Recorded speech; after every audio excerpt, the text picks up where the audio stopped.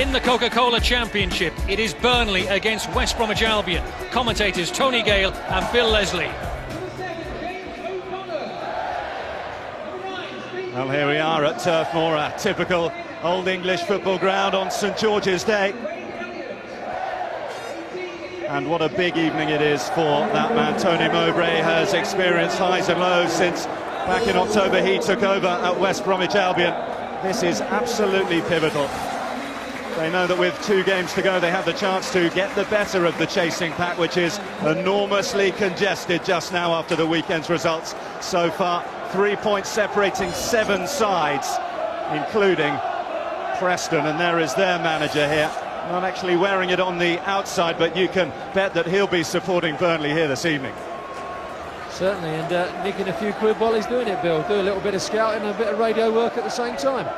Shrewd, these managers, aren't they? Well, it's a very different Burnley from around 6 weeks ago. 5 months, 18 games they went without winning a game. It saw them plummet down the Championship, and they were harbouring very real concerns of relegation. Those have now gone after the weekend. They are now mathematically safe, and having seen off so many sides here in recent weeks in emphatic style and without conceding, they have real hope. And they have an early scare as well, as Zoltan Gira flashed an effort wide in the first 20 seconds. Well, set up well by Ellington down the right-hand side. Kamara just hangs out, sets up Gira, and I think it's on him before he knows it, really. Can't really adjust his feet to dig it out, and got his shot away. Talented player, Zoltan Gira. And that's a position he does like getting into, just tucking in behind those strikers. And he can score you some valuable goals. Many key areas out there, but particularly your eyes are drawn to the wide areas for West Bromwich Albion. Zoltan Gira and, of course, Jason Kumas on his day, a match winner, not just at this level, but he's done it for Wales internationally, of course. Burnley will be fired up, make no mistake, and they would dearly love to have another say here against one of the big clubs. And it's a big club that they face later on in the week. Of course, they travel to Roy Keane's Sunderland, and he's here to cast an eye. Still a rare taste of defeat in the back of his mouth after what happened at Layer Road at the weekend. Sunderland's first of 2007. The unpredictable nature of the Championship just continues to baffle and to enthrall in equal measure. There are former West Bromwich Albion connections in this Burnley side. In goal, Brian Jensen, and in midfield, James O'Connor. And this is Jason Kumas. He's been out of the side for the last couple of matches due to niggling injury problems, but Tony Mowbray feeling the need to call on him here tonight. It's always been a little bit of a conundrum where he wants to play him. At middle of midfield, right-hand side, left-hand side, he's a footballer. And a very good one at that, and I think Tony Mowbray has to find a way of accommodating him, because he is a special talent. Let the runners do the running, the players do the playing. And that wonderful goal-scoring purple patch towards the end of 2006, didn't he? 4 goals in 6 games in December. They've dried up for him since then, just 2 in 2007 so far.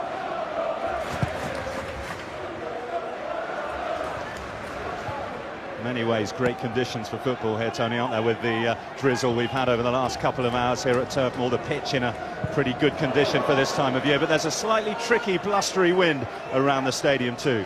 Yeah, not too bad. We turned up, Steve Cottrell had his shorts and t-shirt on, said it's been like the summer the last couple of weeks, but this is real football weather tonight. Kumas, what a good ball in that is, and that is where he is so dangerous. It's a great ball, isn't it? And if it's hitting the target, he may score. Whips it in lovely there, and I think Ellington maybe stops a little bit dead in his tracks. Maybe he thought Jensen was coming out for that one. Great ball. It was like a set piece, wasn't it? Sat still. I think he maybe could have attacked that a bit better. Super ball in, wasn't it, from Kumas? Centre-back really didn't have time to adjust his feet. Caldwell on that far side to get under the flight of the cross, simply because of the pace on it. Match referee tonight, by the way, is Michael Jones. West Bromwich Albion might be pleased to see him again. He took charge of their best win of the season some months ago now, when they rattled 5 past Coventry City. Greening thought about making a jump for it. Here's Andy Gray, a season beset with injury problems for him. And Akinbaye and Gray take their position in the centre.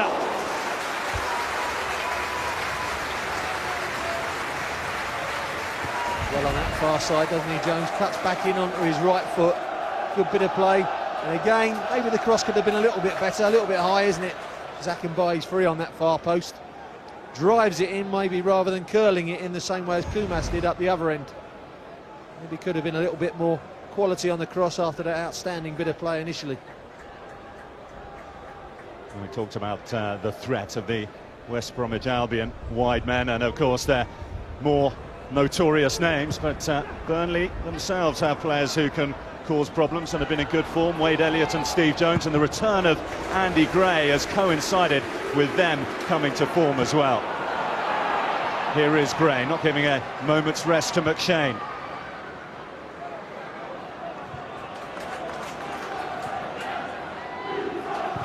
Eric Jemba.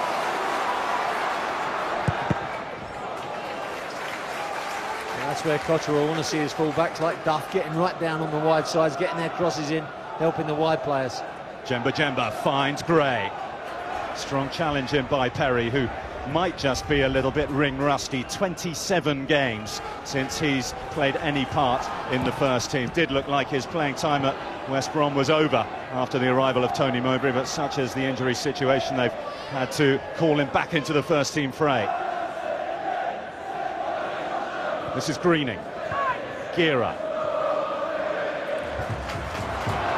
Kumas has come centrally and scored an absolutely beautiful goal for West Bromwich Albion. Well, there's the ability, but I think if he looks at it again, the keeper may have done better with that one. Great bit of ability coming in off the right-hand side. Keeper shouting at his defenders, but I think he could do better with this one. See links with Greening here. Just look at that little bit of skill going between two players. Gets his shot away. Keeper gets a hand to it, but it's not enough. This is the lovely bit of skill. Look, 1-2, does the pair of them with one or two touches. Keeper gets a hand to it. I think he can do better than that. It's a great strike from Kumas, and that's what we were talking about. That ability that you've got to accommodate for. Super strike. 1-0. Great start for the Albion. The dream start for West Bromwich Albion. Target for them tonight is to open up what would be a 5-point gap over the sides that are clustered just out the playoff positions, and that of course would be with 2 games to go for everybody. Coran looking to play a nice expansive ball out for Gira. Ellington is in there, and they have another! Rat-a-tat goals in quick succession for West Bromwich Albion, and Burnley are floundering. Well, take that. What a start for the Albion. Ball comes in from the far side. Great crossfield ball. Gira does really well. Whips this in early on the volley. Up cuts Ellington. There's a deflection off the defender there. Looks like Thomas for me. Kind of misheads it, doesn't he, Ellington? Here it goes. He's up there. It's stuck between the pair of them. It looks like it comes off of Thomas for me. It's a great early cross on the volley. That's what it's all about, the goal for me.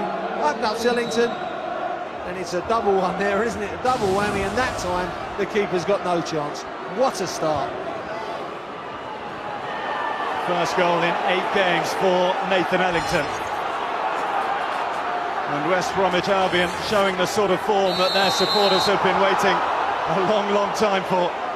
So nervy, weren't they, last week against Sheffield Wednesday when they were beaten at home.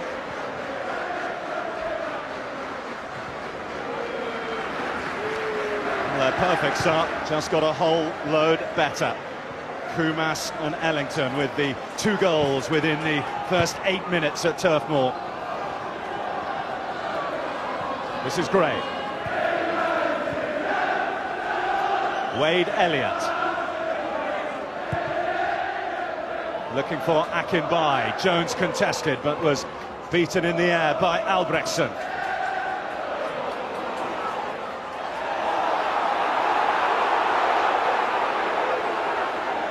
Coran. Kamara, the top scorer for the Albion. Greening. Now Zoltan Gera. Kumas.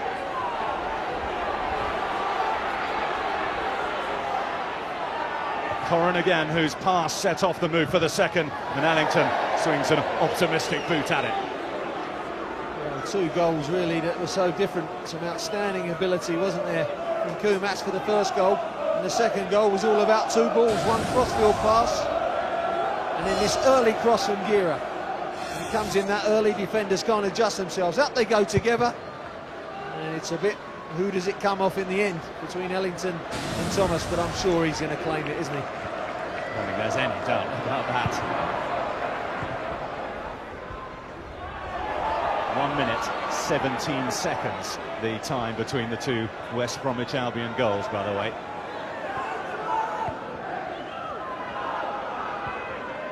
Great goals though, weren't they? So different. I was saying Kumas was all about making that yard in the middle of the park, and then the second goal was two great balls. One crossfield pass and one really early cross. Fantastic execution for me. It's not all about short passing or long passing this game. It's about what's on at the time. And that was a perfect execution from Albion.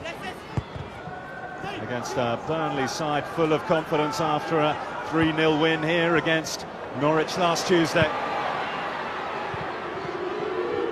You can be sure of is that Burnley will still look to make a contest of it, and Harley goes into the box looking for a penalty. The referee took a long hard look at it before deciding against awarding one. John Harley makes up the ground, gets the ball from Akinbaye, gets into the area, and no, doesn't look like a pen for me. He's stumbling into that one, John. I think the referee makes the correct decision. Put into perspective the way that West Bromwich Albion have started this match. Burnley have only conceded one goal in their last 6 games before this.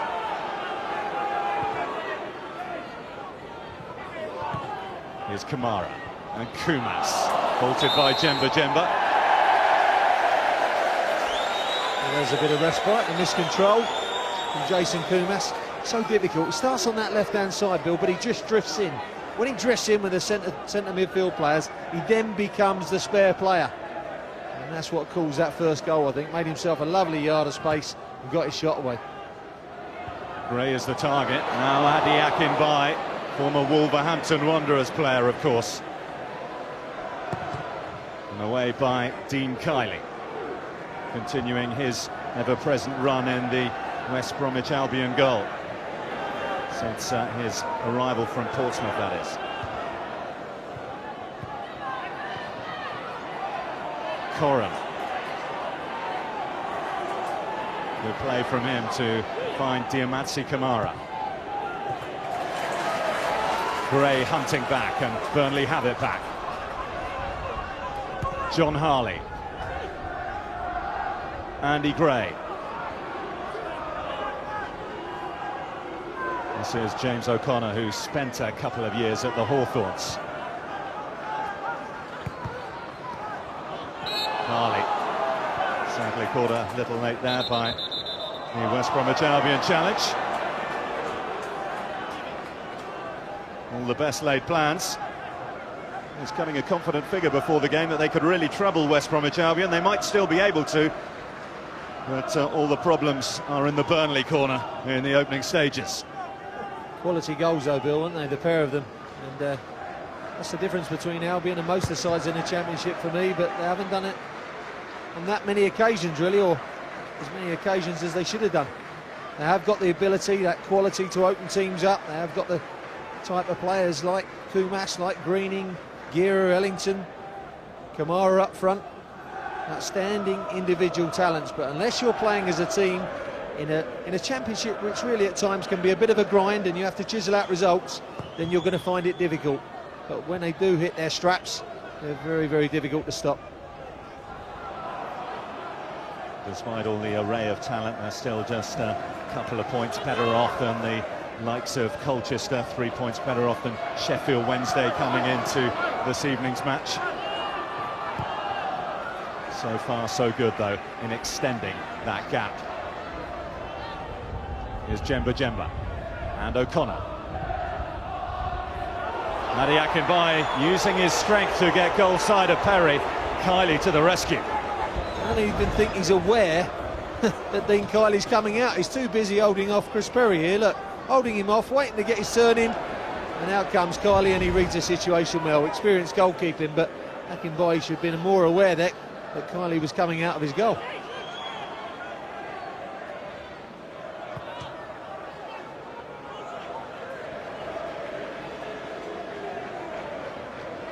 They'd have been watching West Bromwich Albion in their recent games, of course, Burnley, and preparing for this match, and they'd have certainly noticed that Albion have a habit of conceding goals without a clean sheet in their last 10 outings.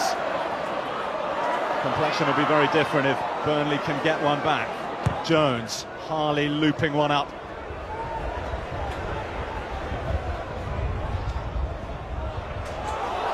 Well, this could come for Gray, it has! Andy Gray pulls a goal back for Burnley, and West Bromwich Albion, architects of their own downfall. Oh, there's a goal for nothing. Dean Kiley tries a quick throw in, catches it well, tries to feed it out to his own players. The ball comes straight back, and Andy Gray says thank you very much. Straight over the top of Dean Kiley and back in the net.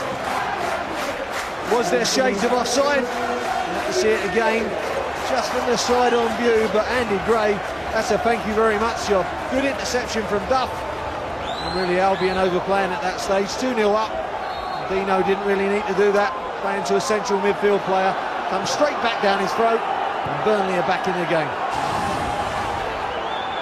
Well, in around quarter of an hour here, we have seen the good and the bad of West Bromwich Albion, and perhaps in a quarter of an hour spell, seen exactly why they have not been able to fulfil their tags as Championship favourites. Well, there's the ball out. It's an interception from Duff there. I think he's standing in an offside position. There's definitely a touch from Duff. Maybe catches the linesman unaware for me, as he looks like he was slightly offside. Well, he hasn't had a lot of luck in many ways this season, Andy Gray, with 3 broken metatarsals which kept him out of action for 3 long months. Still struggling to regain full fitness, but the goals have started to come again. That's 2 in 2 after a long spell without 11 games before he netted here last week against Burnley. Against Norwich, I should say. Here's O'Connor.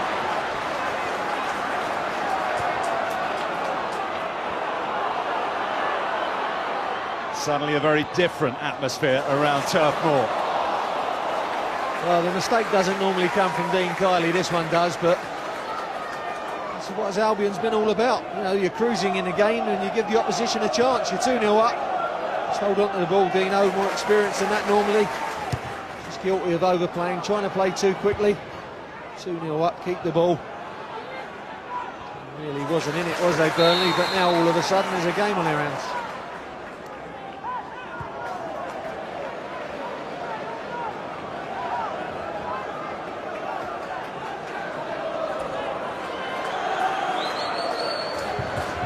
New Burnley captain as of this year, the January arrival of Stephen Caldwell.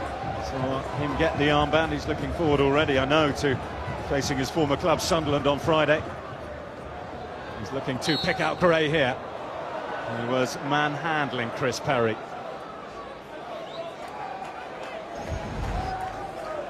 See Gray just backing in and holding him down on Chris Perry there. Big decision from the referee, but it really was a little bit of a bonus. Let's give a little bit of credit to Duff though. He's the one who nicked the ball in midfield.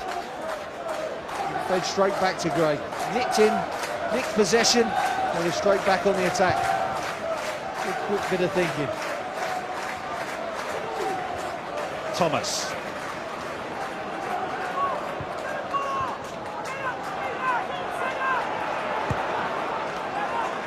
This is Perry. And Kiley, the former Charlton combination at the back now for West Bromwich Albion. Greening. And Zoltan Gira. McShane. Koran, the Slovenian international. 22 goals he's got for himself this season. Diamansi Kamara. And he's set off a run from deep, hoping that the ammunition could be supplied by Albrechtsen.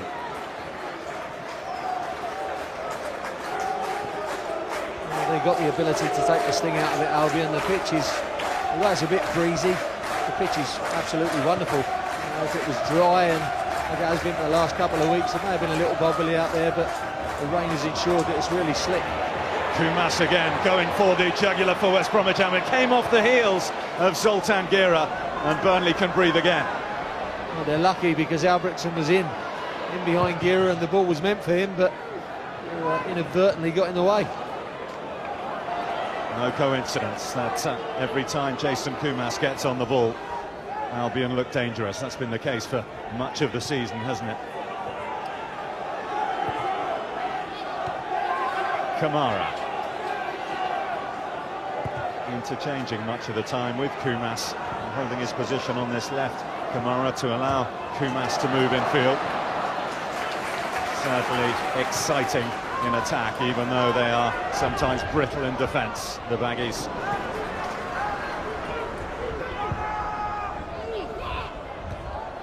I suppose you look at the men missing at the back, and you can understand why Curtis Davis, with his broken foot, is out for the season, even if they go all the way to the playoff finals, which is, of course, their only route of promotion left available to them.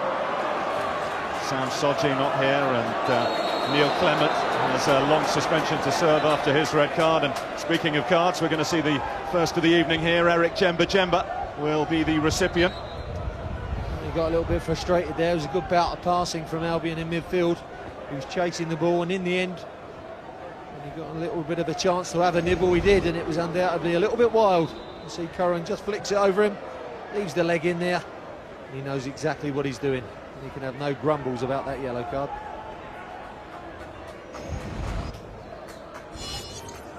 £3.5 million Sir Alex Ferguson paid naught for his services.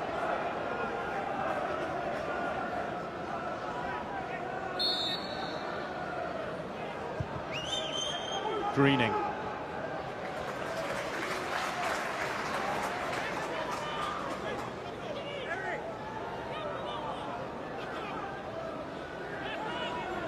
Ellington, the scorer of the Albion second. Kamara looking to create a third, but Andy Gray, the scorer of Burnley's goals, back there to clear. Now Akinbai can storm forward. Turned back into trouble though in the form of Perry. I think you're exactly right, Bill. With that pace and power, I'd have just stuck it 10 yards in front of me and had a race. Not that I did have that pace and power, but I know what I would have been afraid of. Him just sticking it in there and getting along, but as soon as he came back inside, he knows it. Look, head in hands, he gave the defenders a chance. Since he left Burnley the January before last, hasn't played an awful lot of football, particularly this season at Sheffield United. I think he's still a little bit short of match sharpness, and of course with that comes confidence. Maybe a fully fit Adi Akinbai, it would have been a different result. Thomas.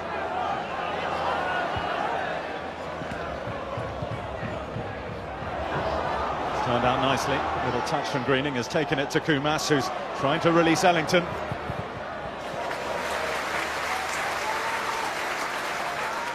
And that's what Kumas does. He doesn't come back and defend, but then of course when an attack is broken up, he's standing in a space, he's ready to go the other way. Maybe a little bit lazy, but you have to accommodate for that with other players in the middle of the park. But as soon as you get that ball to him, something invariably happens. He's made it happen in this first half so far. Breaking off that left-hand side, coming inside most of the time. And he just puts himself in that little bit of a hole in behind the strikers in his own midfield. Of course, if you're defending behind him, like Paul Robinson is doing, you have to be good at one-on-one situations and be able to cope with maybe a little bit of an overload down there, because he's not going to do much defending.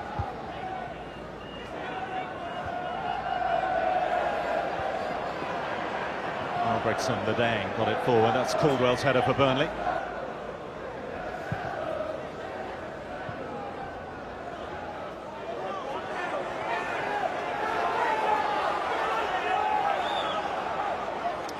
Can't believe there's only just coming up to 24 minutes gone, Bill. It's everything's happened so far. Great start to the game. We knew there'd be goals in it, didn't we? Absolutely. Maybe another one here as Burnley probe through Jemba. Harley. Space for him to move forward into, should he be of the mind to. Now O'Connor and Duff. Looking for Adi Akinbai. Perry defended well. And Kumas can clear. Should be Thomas's ball, but with Kamara breathing down his neck, can lead to a little bit of indecision. I'm sure you got that right, Bill. Was that Kumas in his own area clearing that one? I'll have to show great defensive work. Jason Kumas back there helping out. The new Jason Kumas. Well, you mentioned before how West Bromwich Albion were going to have to work hard, all of them, to get something here against a resurgent Burnley side. Perhaps an example we see there of them doing just that. It was never going to be easy against Burnley, but they gave themselves the perfect start with those 2 early goals. But a little ricket as they did by trying to throw it into the midfield area and getting it nicked and giving that goal away, and make it difficult on yourself. And this Burnley side will fight to the end, believe you me. They'll enjoy themselves tonight, I think. Nothing to lose. They're just competitive by nature, and they can play as well.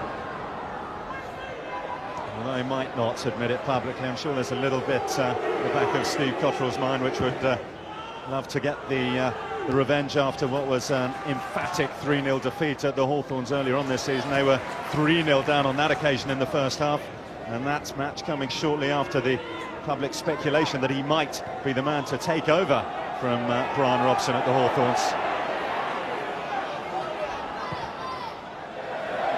Kumas trying to wrap his foot around that one. Well, it's a week of semi-finals on Sky Sports starting tomorrow. The Scottish Cup semi-final replay. It's Hibernian against Dunfermline. See it from 7:30 on Sky Sports 2 and HD2 as well. And then the Champions League on Wednesday night. Yet again, Chelsea against Liverpool in the semi-final from 7 o'clock, Sky Sports 1 and HD1.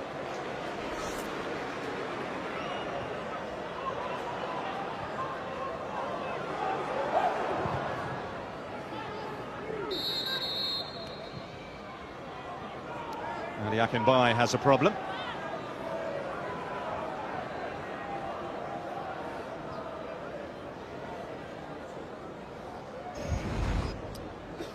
Just getting up for the challenge there, you can see Akinbai.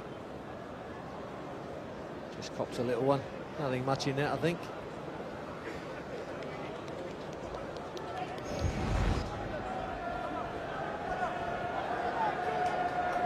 Well, he certainly looks, he's spent a little bit of time in the gym recently as well, and he wasn't small before, was he, Adi Akinbai? Still a formidable presence up front.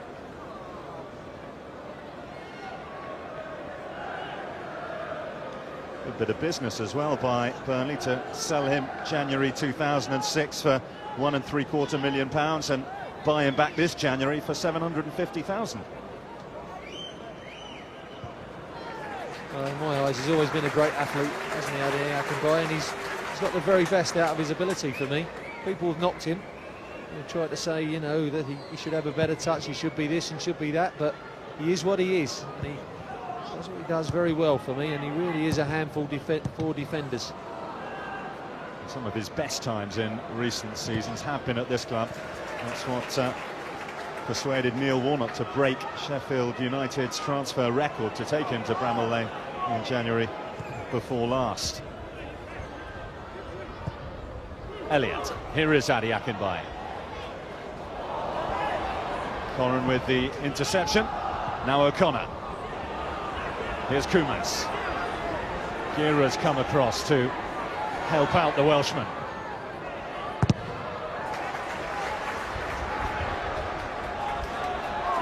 Now Elliott. Burnley looking to play it out. Kumas has other ideas.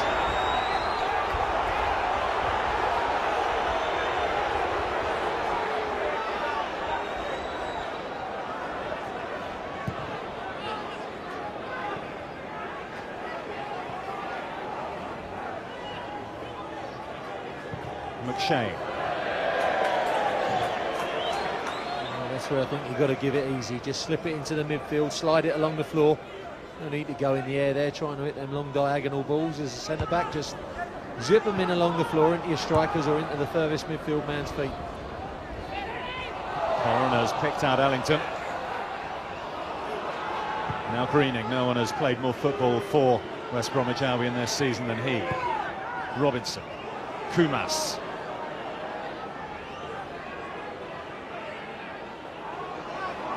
Now Ellington. Blocked by Caldwell. Kumas will have a crack, and this time he got across Jensen. He showed Ellington how to strike the ball there. That's a great strike. Real technique, great degree of difficulty on this as it comes back. Look, it's spinning, it's on the half volley. He realises that, it's back across the ball, forces the keeper into a great save. Got low down to his right, but makes it look very easy at times, Kumas. That was a great skill.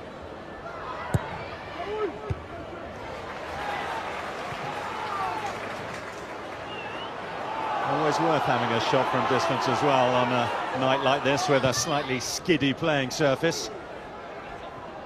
Helped on by Ellington.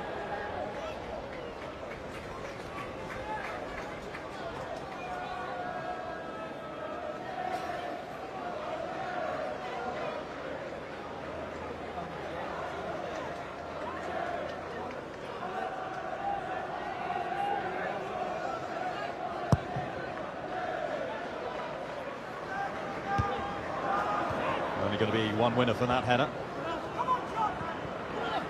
Gira. Movement from Kamara in front of him. McShane. Gira. Now Cora. And Kumas. Duff stood up to the task well, and it is a big task he's got on his hands in containing Kumas tonight. Albrechtsen. He's got a problem, Duff, Bill, in that Kumas, you very rarely see him out on that left-hand side. He drifts inside, and then, of course, as a full-back, you're not marking anyone. And you ask yourself, who do I mark? Well, you've got to tuck yourself in and try and help your centre-backs and maybe push into one of those other midfield players, because you don't want to make yourself redundant, otherwise you're a man down. But that's the problem that you have with someone like Kumas. He's clever, coming in off that left-hand side, making up the spare man in midfield. In there, that's difficult, see, and he's putting Duff out of position. Now he's going back into position, and he's not really marking anyone at the moment, you can see. Jemba can't afford too many of those. He is in the referee's book already, remember.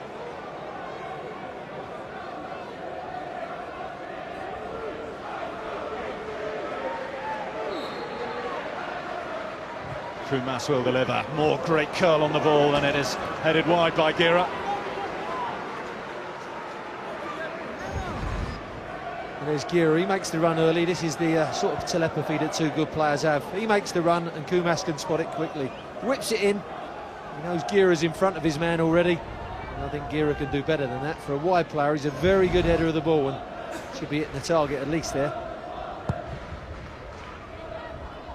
Look at the sides that Tony Mowbray's named in recent weeks. In fact, go back to when he took over at the Hawthorns, and I do sense sometimes that there's still a little bit of confusion as to which his best 11 is. We've got the constantly scoring Kevin Phillips sitting among the substitutes. John Hartson, who's had his injury problems there as well, but not easy to fit so many good players into the side, and everyone, particularly the supporters of West Bromwich Albion, have their views as to where it could be different.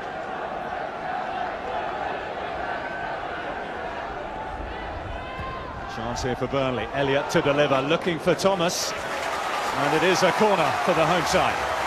That's a good defending header, isn't it? I think it's Gira back there defending this time. Gets himself in the space. Not many wingers come back, get themselves in the space and get brave headers in like that. Good defending from a right winger. Not only that often.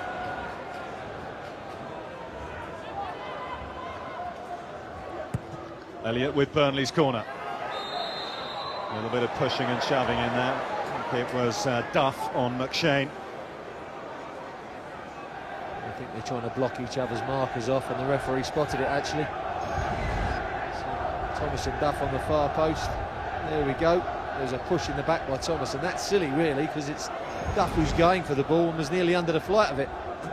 Silly foul to give away.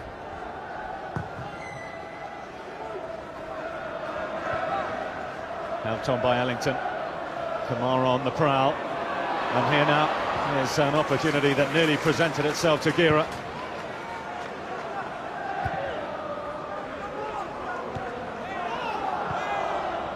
Albrechtsen couldn't keep it in.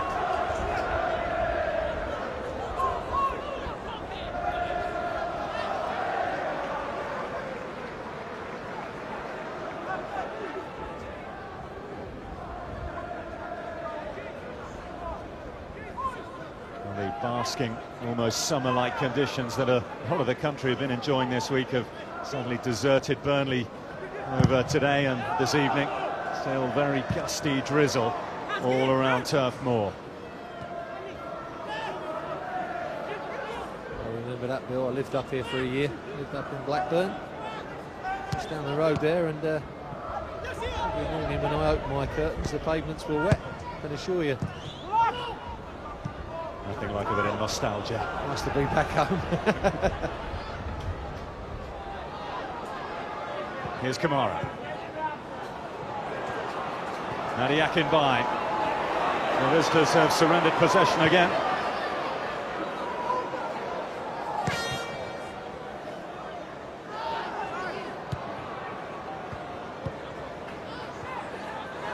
O'Connor.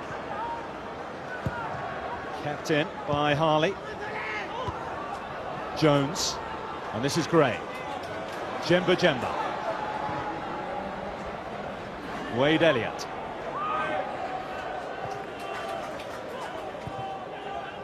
O'Connor trying to disguise the pass forward to Gray. Good defending by Chris Perry, just nicking in front of Gray there. They were going sideways and square, but as soon as they went into the striker, plenty of experience, Chris, for me. Wimbledon and Spurs, nicknamed Rash at Wimbledon. Used to have a man marking job as a youngster there, and nicknamed Rash because he was all over attackers. Very, very difficult to get away from, Chris Perry, and experience, and I'm sure they welcome him back today. It's in these scrappy stages of the game in a championship. This is when Albion have to tough it out for me, Bill. Normally, sometimes they concede goals in these sort of passages of play when it's not nice and they're not passing the ball. They still have to compete and hang in there. It would represent a major setback if they'd surrendered a 2-goal lead by half-time.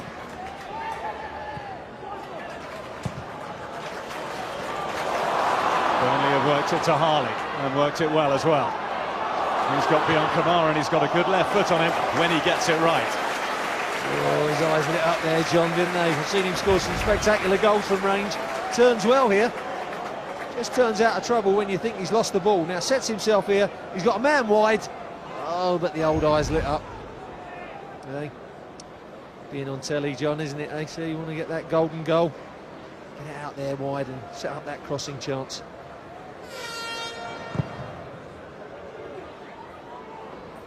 Caldwell. This is Robinson. He's taken over the captain's armband these days in the absence of Curtis Davis.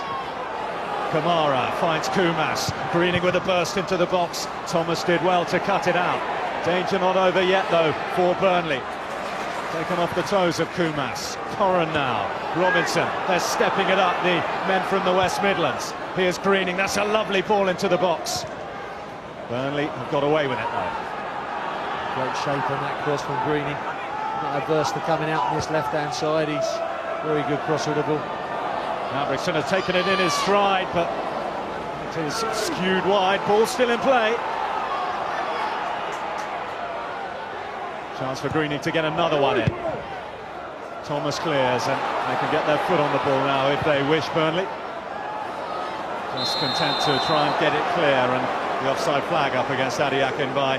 Nervous moments, though, for Burnley. A good run by Albrechtsen. He gets in behind him here, does the hard bit. And look, maybe should have squared that back. See the arms go up in the air. Not really going to score from there. Just pull it back. Could have been 3-1.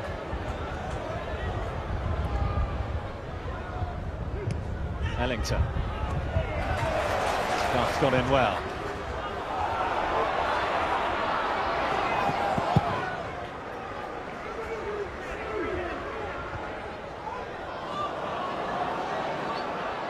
Corran now, trying to be the architect of another move, just like the one that led to the Ellington goal.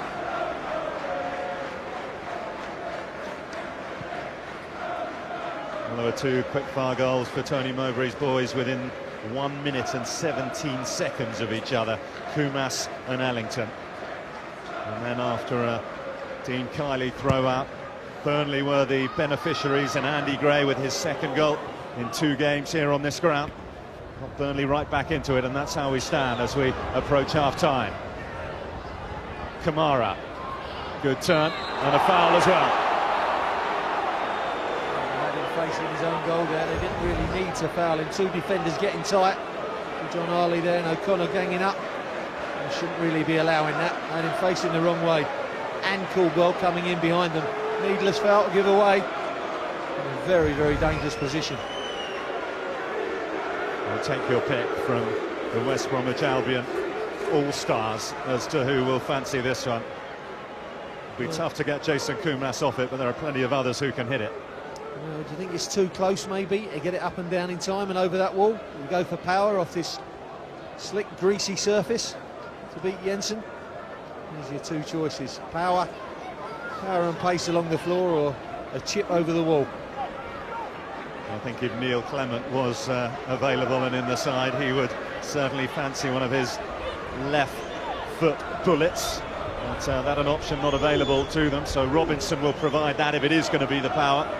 Kumas with the guile.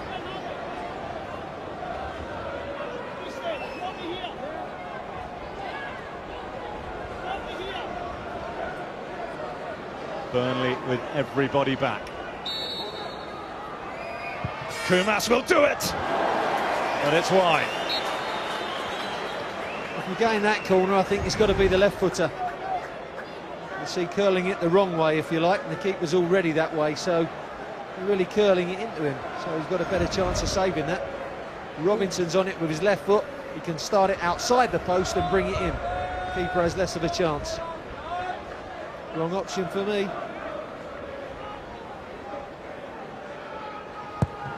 Interesting to see, won't it, Tony, as the game goes on, whether the fact that Burnley are playing without pressure and Albion badly need this result might have any bearing on the match. It's okay at this stage, Bill, but you know, 15-20 minutes to go, and then they start going for it, Burnley. Well, they have been going for it really anyway, but I mean, they really went for it at the end. I think it'll be nervy times for the Albion. I think they need another goal to settle their nerves. A golden chance for them tonight to put a little bit of breathing space, and in comparative terms it's a lot of space between themselves and the chasing pack.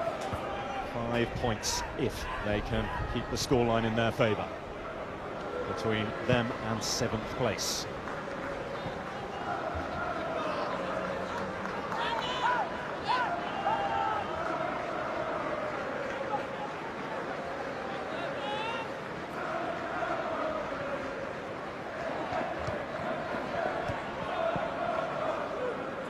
Jemba. Wellington pulled him to the ground. Burnley keen to get on with it. Duff. One from midfield from O'Connor. Here comes Robinson, the captain, with a tanking run forward. Now Kamara, more than capable of causing trouble from this sort of position. Robinson. Caldwell can clear. Back where it came from. Robinson back in the mix. Guerra's across there. The flag's gone up. A good run from Robinson. Driving run from midfield. Fed it to Kamara and then went on his outside.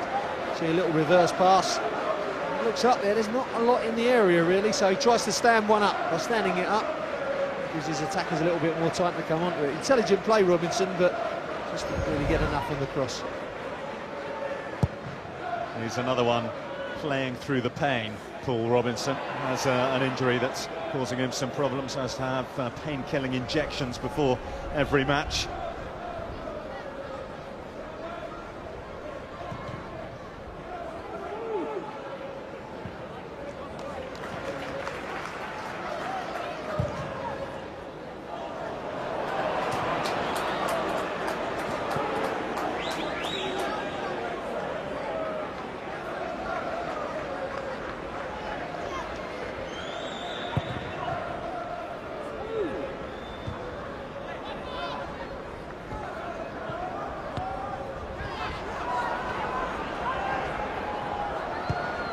O'Connor.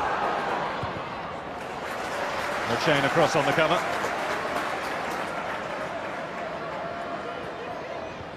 O'Connor. Back in by.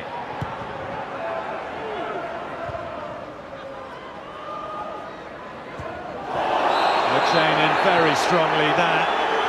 Too strongly. There's going to be a card here. Everyone's moaning, and it is a red one. A potentially pivotal moment for West Bromwich Albion, as yet again they have a man sent off.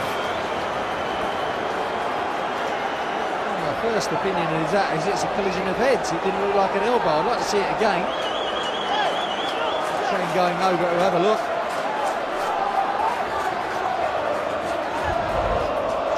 Ball's up there to win. It comes over the top of two players. There goes the header. It's a collision of heads for me. Now, if that's a flailing elbow, I think the referee may have had a case. But for me, he's just mistimed the header. He's coming in, he's got his eye on the ball, and he heads the head of O'Connor. Now, I think that's a little bit unfortunate. He gets a yellow card, sure, but red card. And for me, it's not an elbow, it's a collision of heads. I think he's very, very unlucky. He's watching the ball dips on the breeze, smashes one head against the other. Two men sent off last time out against Sheffield Wednesday. That's the 5th yellow card in the last 9 games for Albion.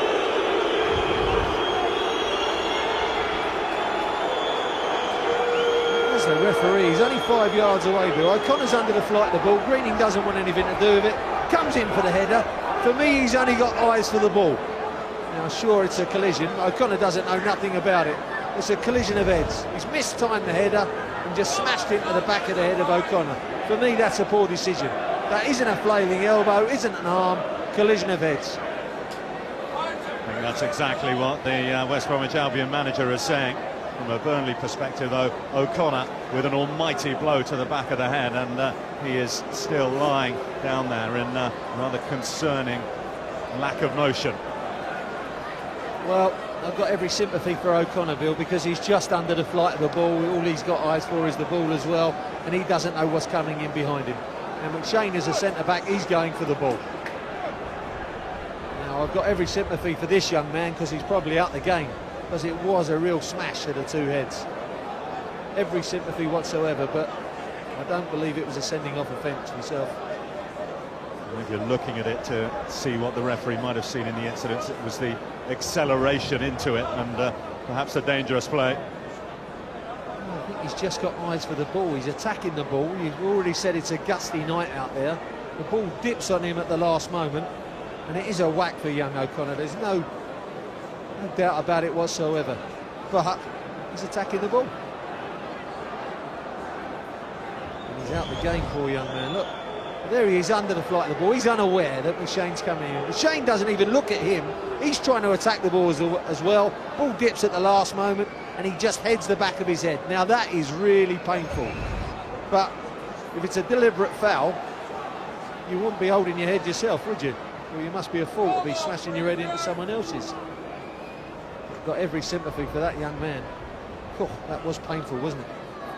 Very, very concerning as well for everyone, as the treatment continues for James O'Connor.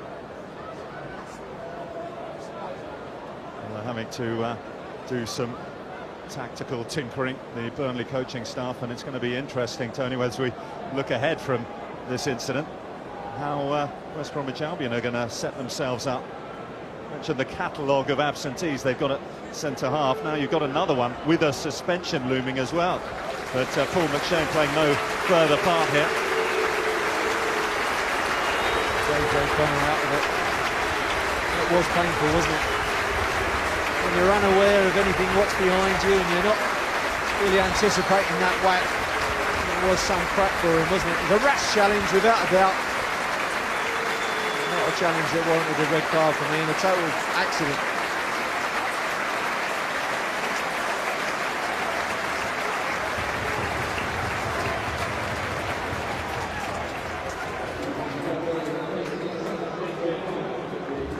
The replacement for Burnley sees Chris McCann come on and replace James O'Connor, the young Dubliner.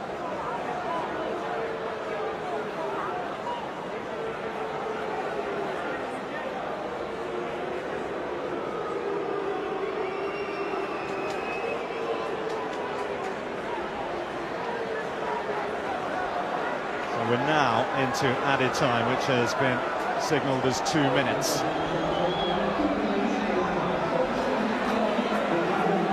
Burnley 1, 10-man West Bromwich Albion 2. Over half of the game remaining.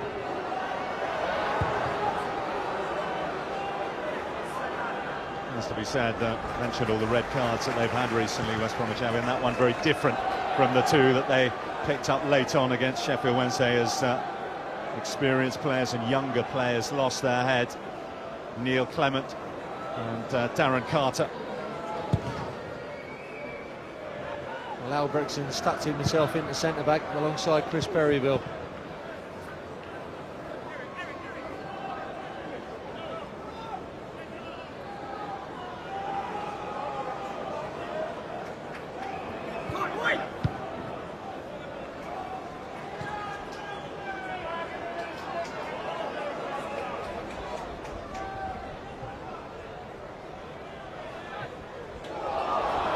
Elliott looking to find a gap. Well, in Albrechtsen they have a player who's well accomplished and well versed at playing at centre-half. Greening has dropped back to play as right-back. I think it's the way forward, really, to play 4-3-2 and leave those two strikers up there, because they'll keep that back four occupied, the two strikers. For me, that's a better way to play the game, 4-4-1.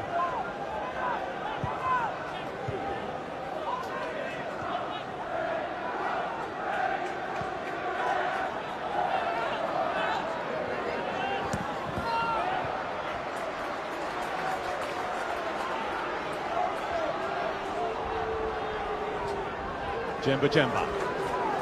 McCann. Oh, he's done well here, McCann. Trying to do a carbon copy of the goal scored by Jason Kumas. Ellington. Flicked away by Thomas. And that is at the end of a thoroughly eventful first half here, which sees Tony Mowbray's side lead, but also again reduced to 10 men with the red card for Paul McShane. It all started so well as well, didn't it? A lovely taken goal by Jason Kumas, and in quick succession Nathan Ellington adding to his season's tally. It looked plain sailing, but then Dean Kiley gave it away to Gray, who needed no second invitation to pull one back, and perhaps the most significant event happening late on when Paul McShane thundered into the back of James O'Connor and saw a straight red card. Half-time score then, Burnley 1, West Bromwich Albion 2. Well, how finely is this game balanced? Still controversy as they go off the pitch. We'll try and sort it all out for you at half-time. Tony Mowbray not very happy at all. We'll fill you in during the half-time break, and Don Goodman will go through it all for you, but plenty of action in the first half to talk about, that's for sure. A golden start by West Bromwich Albion. Then some colour in the cheeks of Burnley as Andy Gray gets them back into it. Then the colour was red for West Bromwich Albion, their 8th sending off of the season.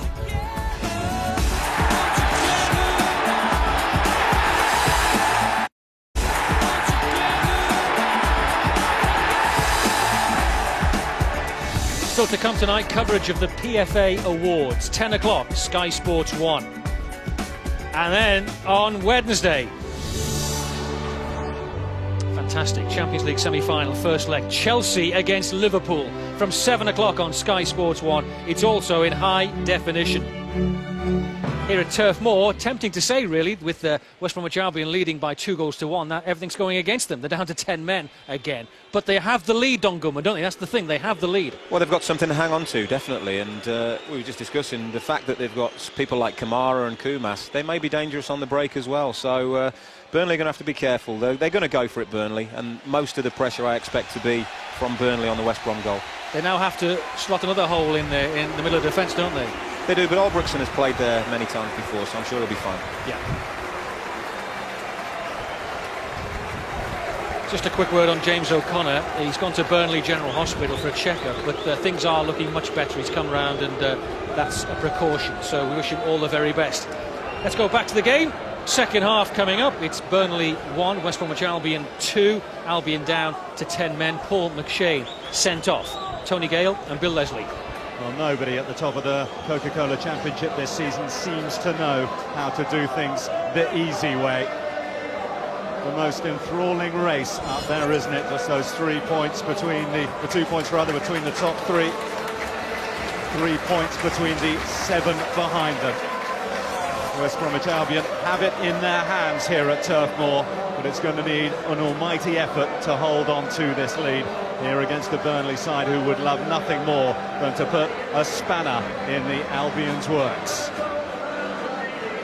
We saw that substitution late on when James O'Connor was stretchered off. And Chris McCann coming on. There are no further changes to either side at the start of this second half.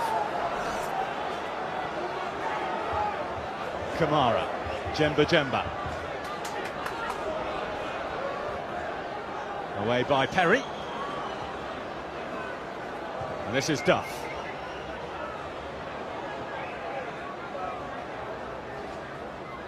Now Nathan Ellington. It's a good challenge on Kumas by McCann, but the visitors still have it.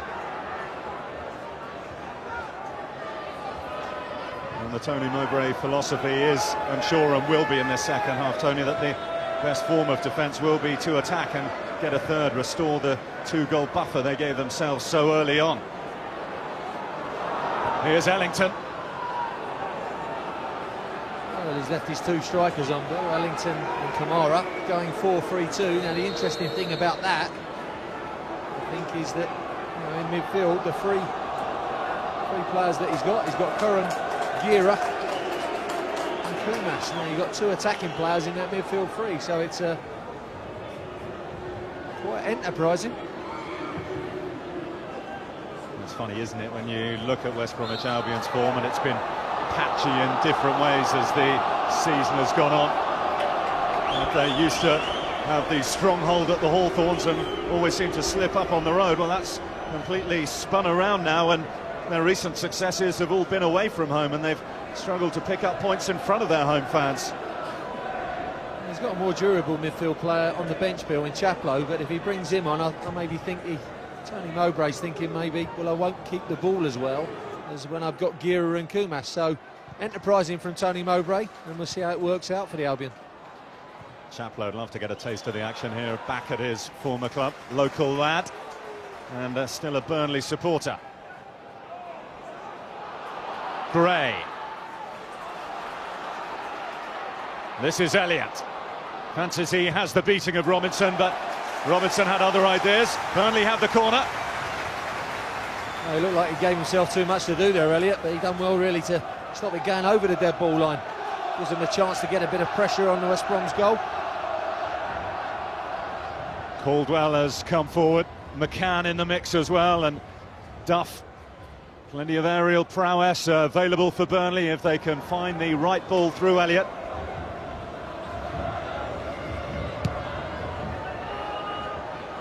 Deep towards Thomas. Gray trying to glance it goalwards, and it's gone in for Andy Gray. A second for Gray, and Burnley have come back to level the scores. Well, how many goals do you see like this? Poaching just in front of the keeper. Now they're a man short, and the man short that they are, McShane is good in the air, so there is a marker short of set pieces. Up they get to the far post. Thomas is Gray with the first one there, and he just gets that swing of the leg in. It gets sort of jarred between him and Corran. You can see it comes down there. It's a good little turn, reacts well, and in on goal. Great position to be, in front of the keeper, just poaching away there.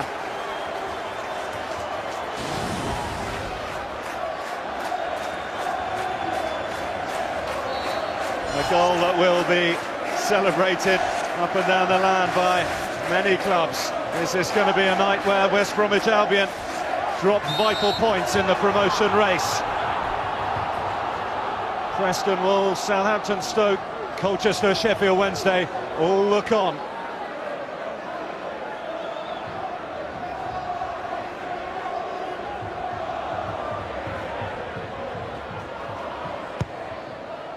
Kumas. And that was a golden chance to level it up. Albrechtsen has ballooned it wide. It's not an easy one. It's certainly a very good chance on that far post. Gets behind his marker, you see, spins round the back, gets in there behind Andy Gray, and I think he's just got to get that down. Gets under the flight of the ball, tries to do a little bit too much on it for me. Just get that poking towards the goal, and that's 3-2. So close to hitting right back. Here's Kumas.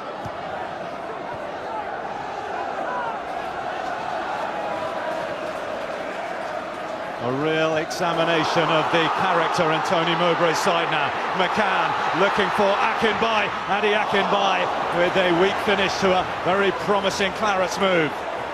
Well, I'll be kind and say it's on his weaker left side. He really looks like he's not going to score at all. This is such a poor technique. Look, it's on his wrong foot, but look at that. That's pretty lame stuff, isn't it, from Akinbai? That was a good chance. Needed to get a much firmer strike on that.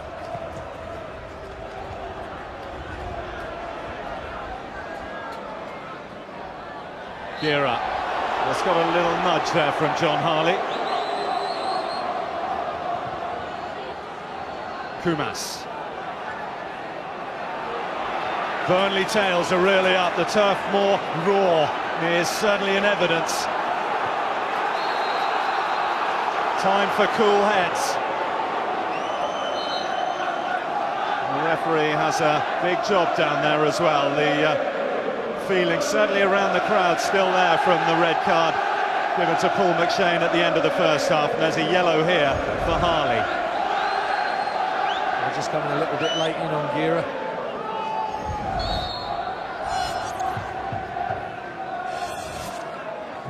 Greening. Ellington got the glance.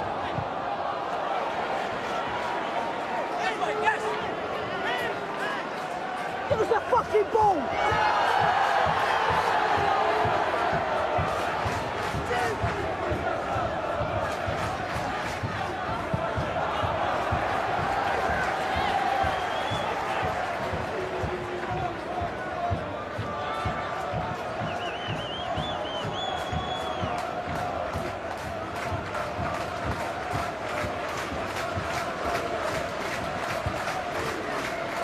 That's Corrin.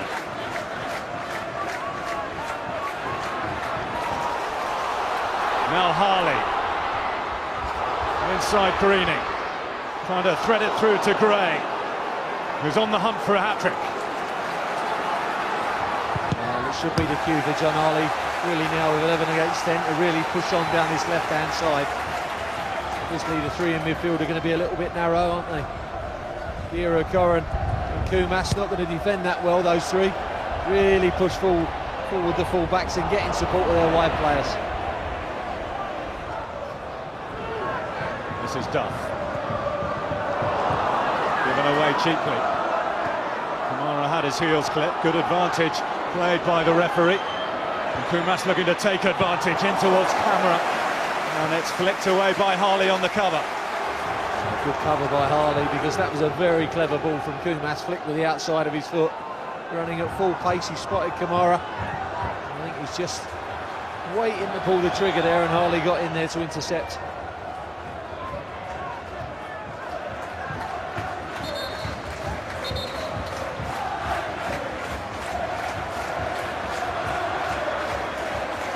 Wade Elliott, the latest recipient of a yellow card.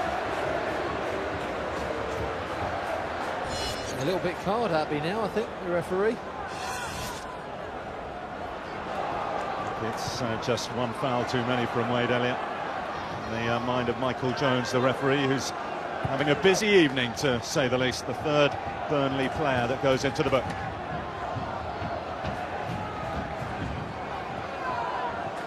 Kumas.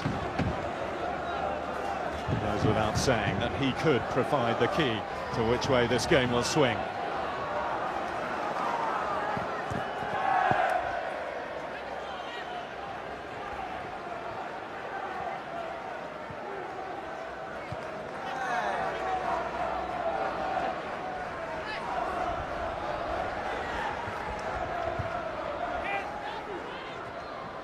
Thomas.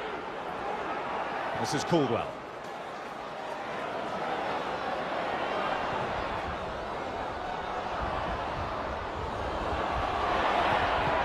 Coca unable to steal in.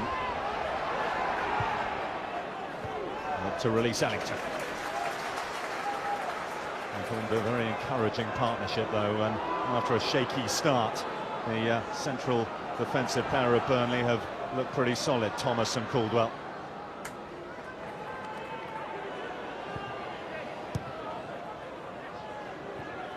Interesting to see now how well Burnley passed the ball, Bill.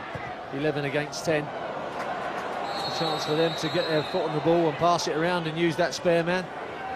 See how good they are.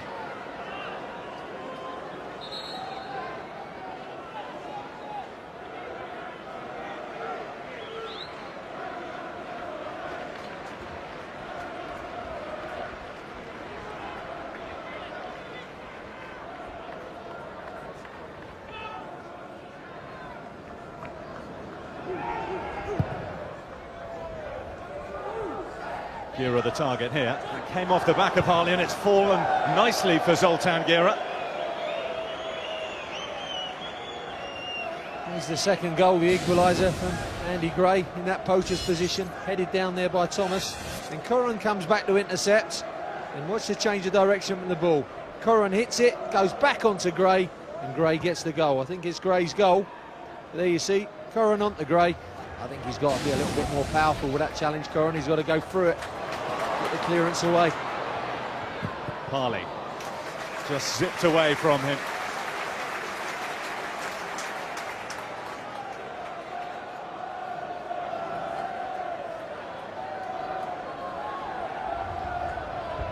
I'm sure one of the messages from Tony Mowbray at half-time was, let's try and hold on to this lead for at least a little bit. In the end, it was just about 3 minutes that they managed to. Back in by, that's where he is so strong, holding off 2-3, but it's Kamara who comes clear. Kumas. Plenty of space for him to burst forward into. Might be down to 10 men, but there's still a very ever-present threat about the visitors here. Kamara. Enough players, Bill, who can hold the ball in these positions and run 40-50 yards of it. Kamara, Kumas, Coca as well, Gira. I don't think their problems are going to be with the ball, I think they're going to be without it. So that's why we're going to have an interesting second half.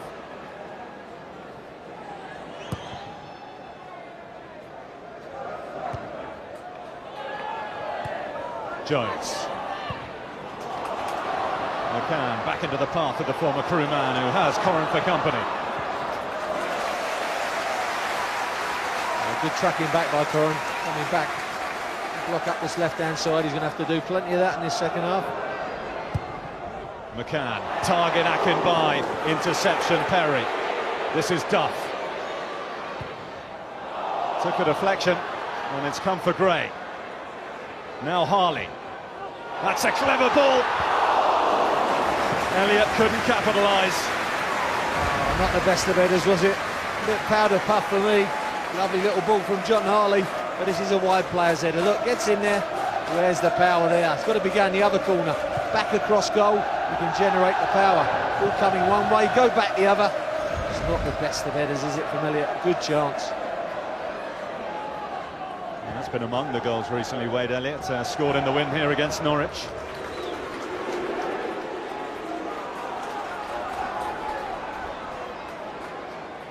Yet again, nail-biting stuff in the Championship. Sure, West Bromwich Albion thinking now that a point wouldn't be such a bad result. Very different from the way they were thinking after those two quick goals within the space of 77 seconds of each other in the first 8 minutes of the game. Burnley have showed the character which has ended their winless run and got them going in the right direction up the table.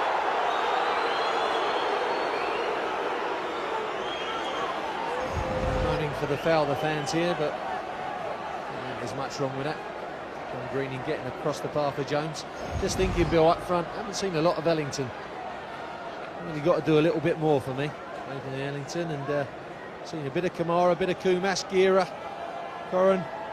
Not much in Nathan Ellington. Yeah, he's right up there. With Kamara dropping a little bit deep at times, he's got to do a bit more for me, a bit more of holding the ball and getting in behind. Put himself about a little bit more. It's not just about scoring goals, it's doing a little bit for the team as well in these sort of positions. That one's a little bit too hard for him to get onto, but a little bit more work rate for me. Well, it's always the way, isn't it, when you go down to 10 men, that extra 10% is required from everyone out there. And that's what Albion will have to find in there to negotiate these stormy times ahead here. Just over half an hour to go. And another yellow card, this time for Diamansi Kamara.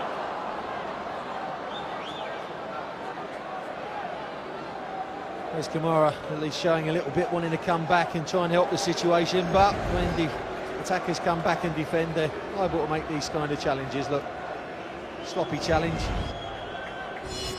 Fouls Jembe, can't have any grumbles.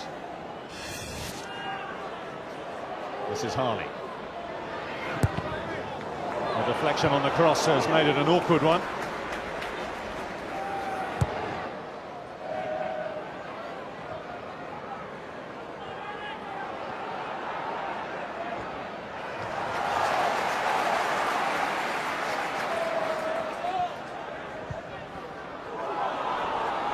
McCann showed too much to Corrin. Kumas and Greening.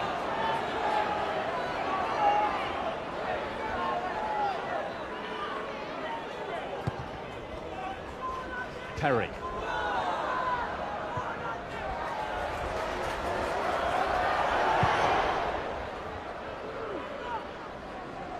Ellington, not a faint toe to it, but not enough to alter the course.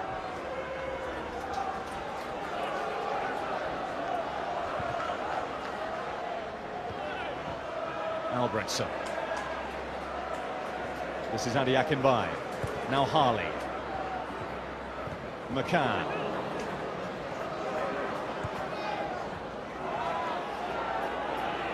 Martin Albrechtsen got it too long on the ball, and Harley has it back for Burnley.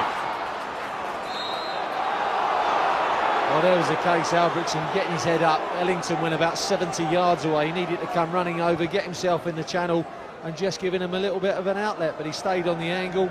No way Albrechtsen was going to reach that, and didn't do anything for him at all, and he got caught on the ball. Both sides surrendering possession just a little bit at the moment. Akinbai. Wade Elliott.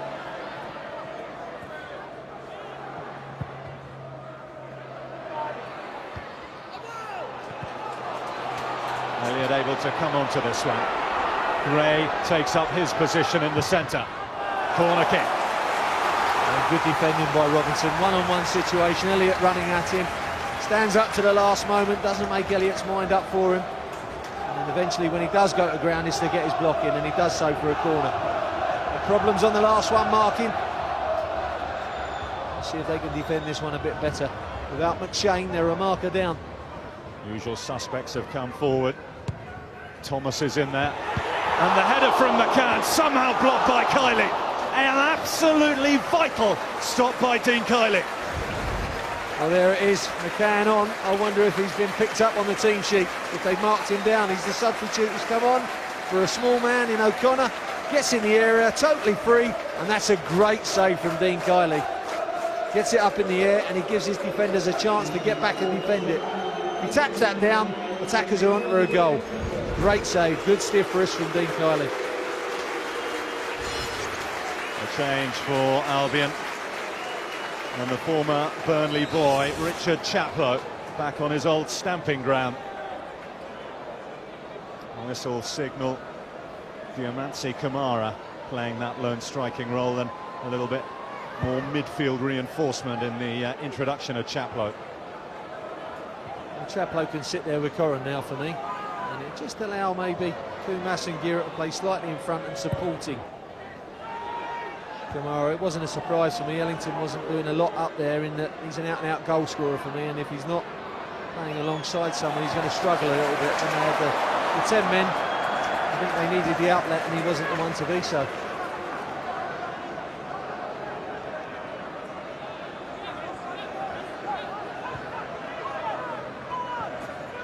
Kumas.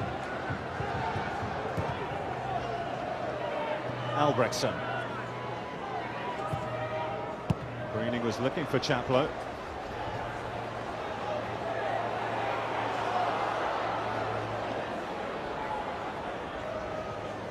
Well, he more than atoned for his first half error, didn't he, with that save, Dean Kiley.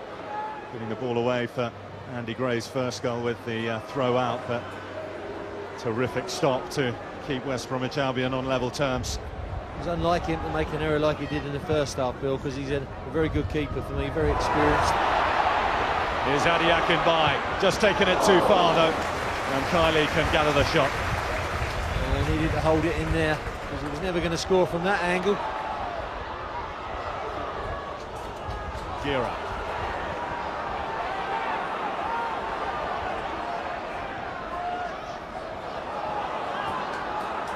Thomas. A bit like a hot potato, the ball at the moment. Either side really having any meaningful possession.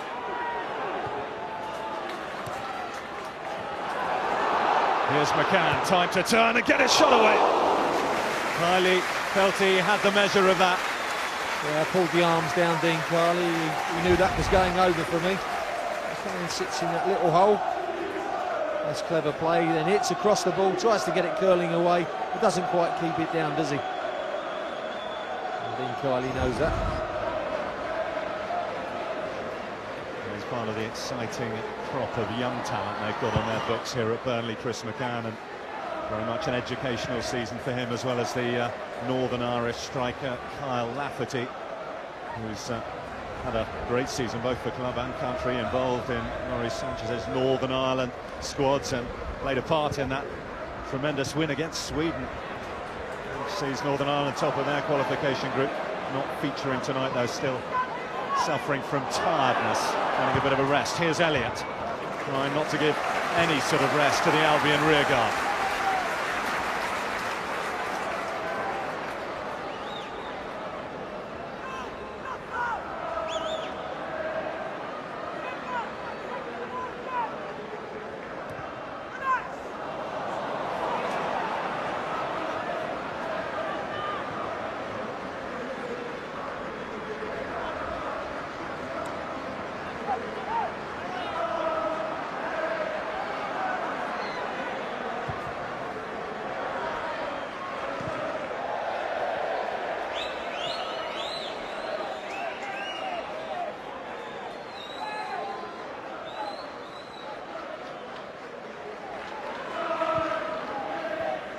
This is great. Interesting that since he returned to the goal-scoring chance with that one here against Norwich last Tuesday, took his tally for the season to 11. His manager said, right, I want 15 from you now this season, 2 today. So he's not doing badly with 2 games left to play after this. If he gets 2 in the next game then, Bill, we can forget about the last one, can't he? He can have a day off. He gets 2 in the next one. I'm sure that the chasing pack at the top will be absolutely delighted. Birmingham and Derby. Burnley, of course, at Sunderland next time out. Actually, I was thinking about that, about all the playoff hopefuls, all the fans around the grounds, all watching this one, praying that Burnley push on now, try and get this victory. Being fair to Burnley, they've made a real fist of it, haven't they? After going 2-0 down. I think that's a sign of the Championship. We've seen it recently in the Premiership as well. Well, a reminder that we have Burnley's next action live at the Stadium of Light this Friday from 7:30. It's on Sky Sports 2 and in high definition as well. And another significant afternoon in prospect at Crystal Palace on Sunday from 1 o'clock as Derby County are the visitors to Selhurst Park. Sky Sports 1 and again HD1 channel 408.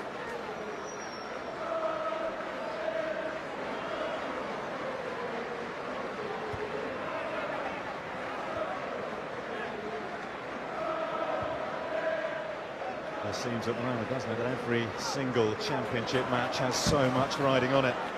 We're now into the final quarter of this one, and what drama we've had so far. 2 early West Bromwich Albion goals, a Burnley fight back, and in that, a controversial red card for West Bromwich Albion's Paul McShane.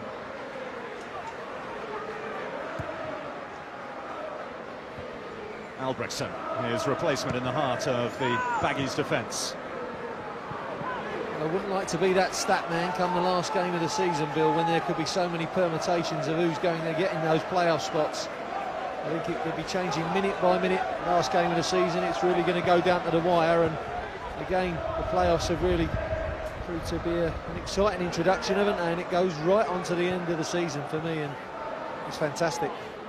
You could well go into the final day with any of 10 clubs, and you include the top 3 in that, not knowing whether it will be their last game of the season or not.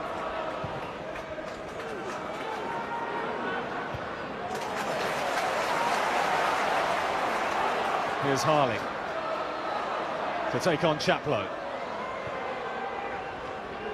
Greening, all a little bit nervy, but it's clear. Kamara.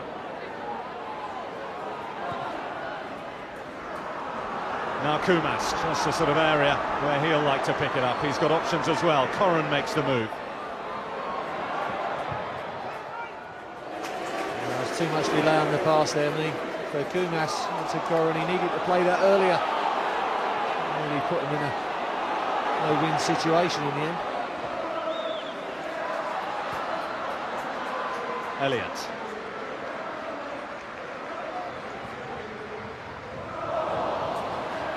Well, there's movement down on that Burnley bench.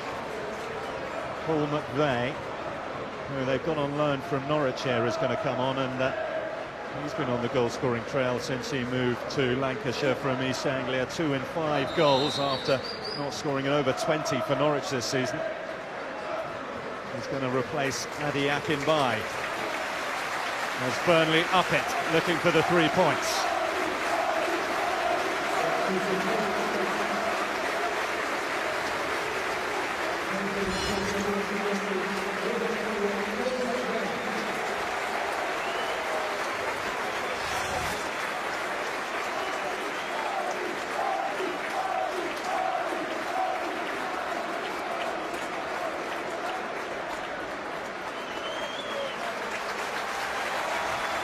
Adi Akinbai. No goals for him, but a contribution to the cause again. And I think the general feeling at Burnley is that the best is yet to come from him again, to rediscover that form that he had here last season, and that will probably come when he's had a full pre-season under his belt.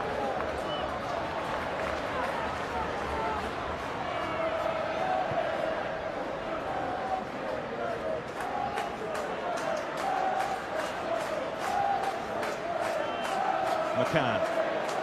This time the space is closed down by Chaplow. Kumas. Denied by Duff.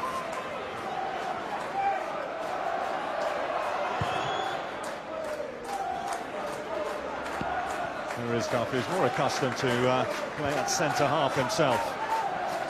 And the departure of Frank Sinclair to Huddersfield on loan. And looks like that'll be a permanent move in the summer. He's been filling in that particular department since the arrival of this man as well, Caldwell. Here's McVeigh, looking to feed in. The runner from the right-hand side, Steve Jones. That's what McVeigh will do. He'll drop off into deep little positions, try and set things up. Different to Akinbai, totally different. Have a little striker who likes coming off with his marker and setting the play up.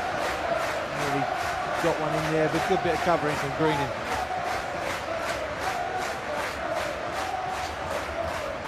Caldwell still looking for his first goal since his January move here to Turf Moor. McCann, who had an excellent opportunity a few moments ago. That's well defended, though, by West Bromwich Albion. Jimba. And Kamara, who has already been booked, as has Jimba clash. What's the referee going to do here? He's already shown 1 red card to an Albion player. I don't think he's going to do anything, Bill, and I think you'd be right not to either. He sends him off. It will be a poor decision for me. I think he's half pulling out of it. Jemba goes there, and look, he's pulling out of the challenge, and he just clips him. That's the correct decision to me from the referee. I just wonder if he wasn't on a yellow card already, whether he might have gone into the book for that.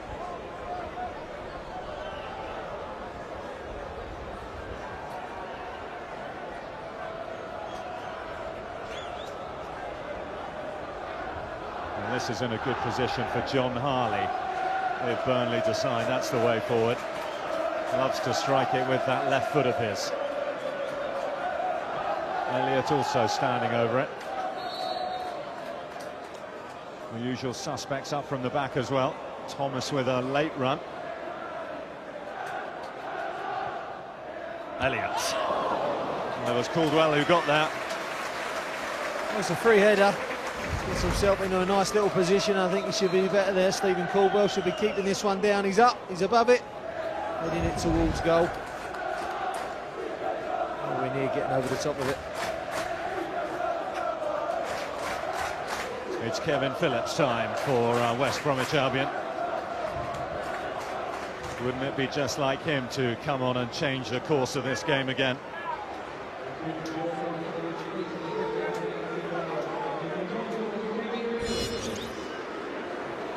Well, Diamansi Kamara taken off, and I just wonder if his decision is influenced at all by the fact that Kamara's walking a disciplinary tightrope. Yeah, maybe one sloppy challenge from going off, and that would be a blow, wouldn't it? He's an experienced man, Kevin Phillips coming on up front. Give him a chance, I'm sure he'll score. Well, he's done it time and time again for the Baggies this season. Seldom has their need been as pressing as this. Albrechtsen glanced it away from the path of the on-rushing McVeigh. Here's Corrin.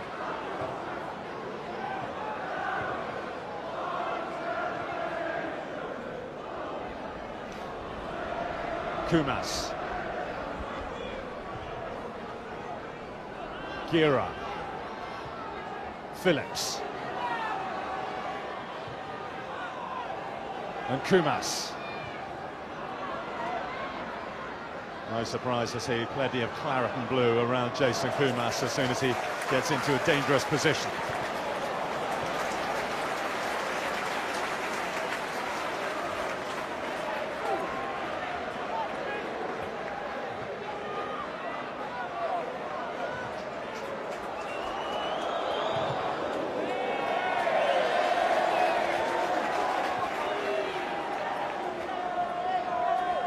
Very difficult for West Bromwich Albion, hasn't it been in recent weeks, since they hit the top of the table back in February. Well, it's all gone awry, hasn't it? 2 wins in their last 10 games in all competitions.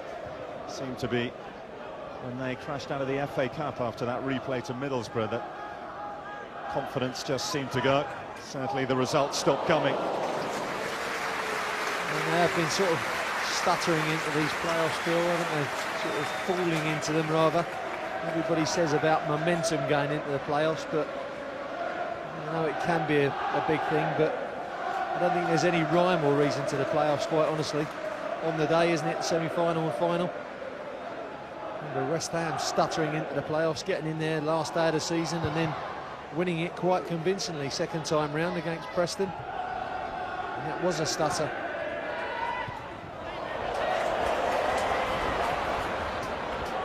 This is Steve Jones. Did well to pick out the cross. And the whistle blows for the foul on Robinson by Wade Elliott.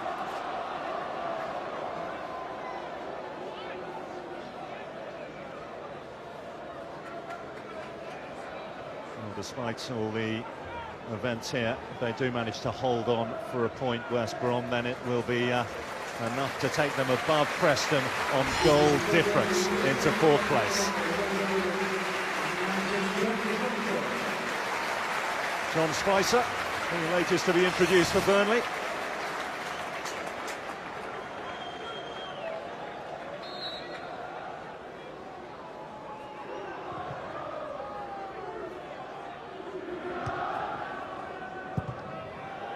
Jemba.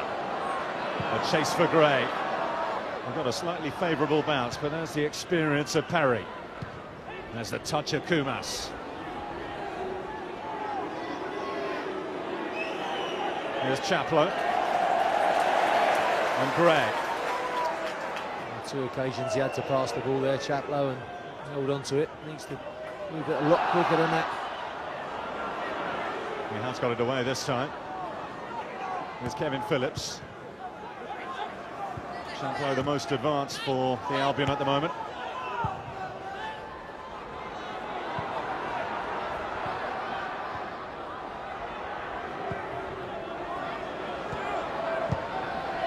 Difficult equation, isn't it, for the visitors here? Now they dearly love to score and pick up all 3 points. Now they're desperate not to lose and go away with nothing.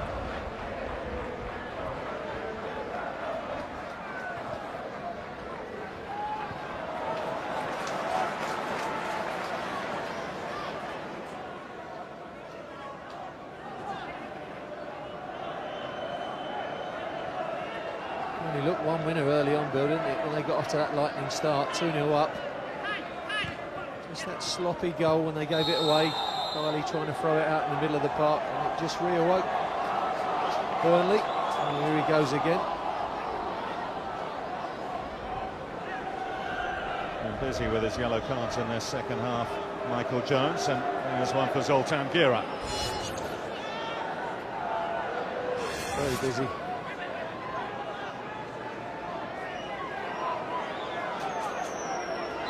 Let's hope he's got a button on that top pocket. McVeigh delivers and Kiley can catch. And for all the yellows in the second half, it's the ready show towards the end of the first, which will provide the game's big talking point, no doubt.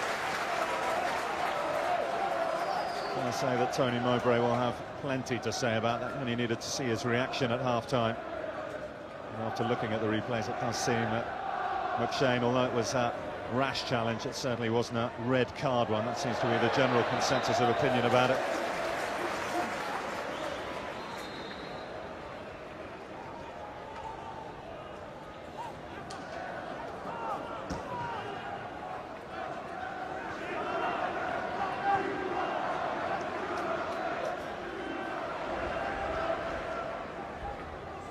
Caldwell. McVeigh. Just asking too much of Steve Jones, wasn't he? It's a shame because he sat in that little pocket nicely there, McVeigh, received it defeat from Caldwell, but done the hard thing and then messed the easy thing up, just trying to play it out wide.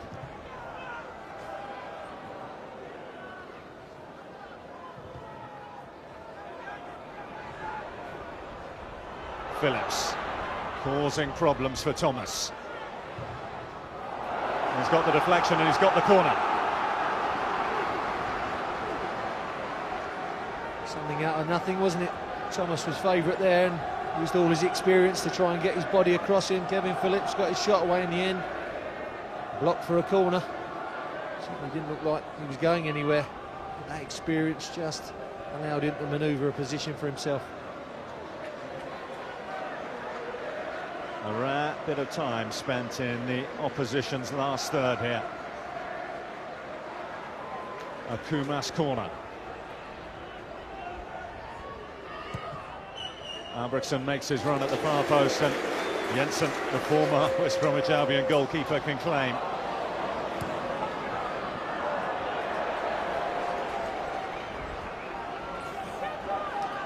And there's the attempts. 10-all. Burnley shading it with the on-target attempt, 6-3.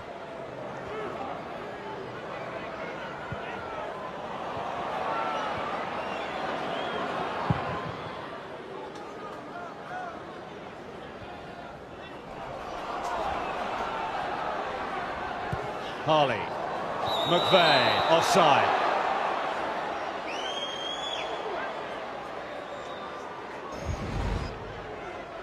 Well, good defending. You can see they just step up in time as the ball's delivered. Very close. They just step up in time. To be fairness to Albion, I think they've defended well second half. Conceded that early goal from the corner, but other than that, they haven't really threatened the goal too much, Burnley.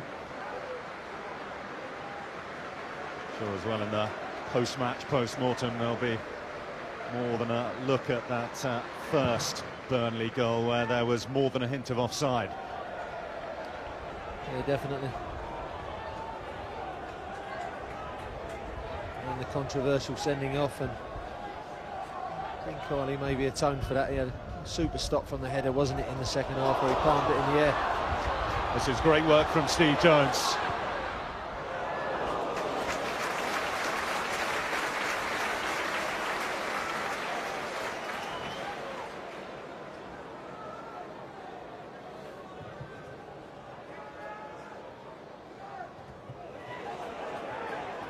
Here is Jones again to Caldwell.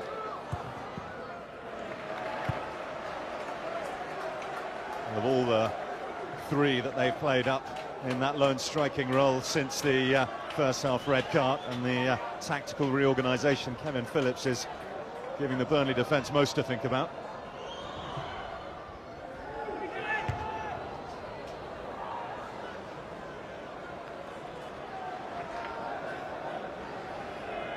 Well, the way that events have gone here since they surrendered their 2-goal lead, I'm sure that West Bromwich Albion will settle for the fact that they'll leave here with their playoff fate still very much in their own hands. 2 games left, Coventry away, Barnsley at home. Win those and they will be in the playoffs. Something tells you, though, it won't be quite that simple. Here's Duff.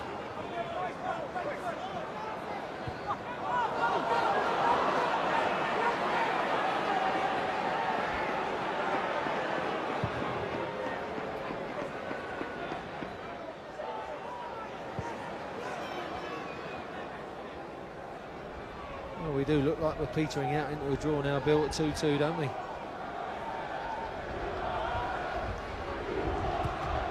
Difficult for Albion to commit anyone forward really in support of Kevin Phillips in the end, which was looking like a, should we say, an easy 3 points after taking that lightning start. Doesn't look like a bad point after going down to 10 men.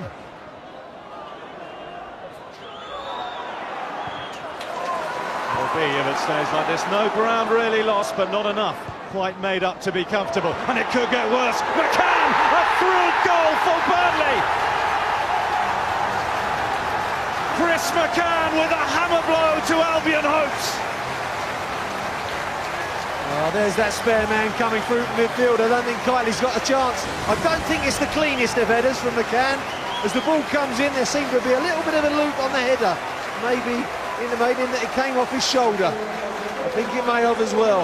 See, the ball comes in from the right-hand side from Duff, and he gets there. Does he head it cleanly? No, it's off his shoulder. Look at that. Bursting into the area, goes for the header, bang, off the shoulder, goal. He'll say it's the cleanest header that I've ever done in my life. Well done, that young man. A scoreline which must read like nails on a blackboard for West Bromwich Albion supporters.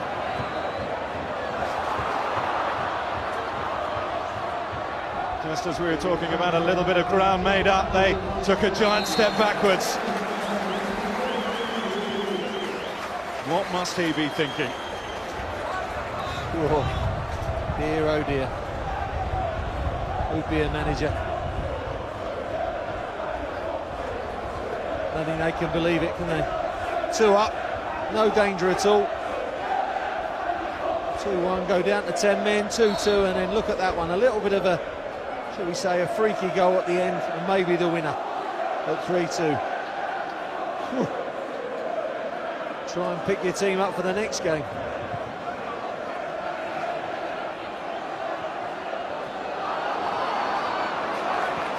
McVeigh. 90 seconds of normal time remaining. Looks like for the first time in 8.5 years, West Bromwich Albion will surrender a 2-goal lead and lose a game.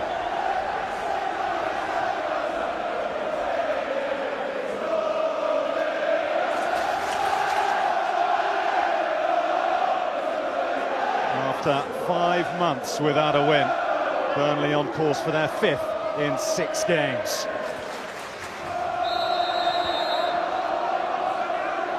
all means further smile on their faces as they approach the summer holidays.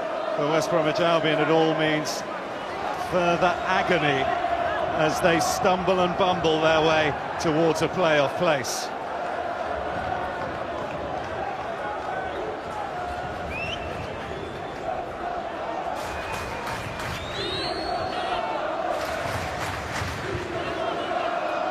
Gray, who's contributed with 2 of the Burnley 3.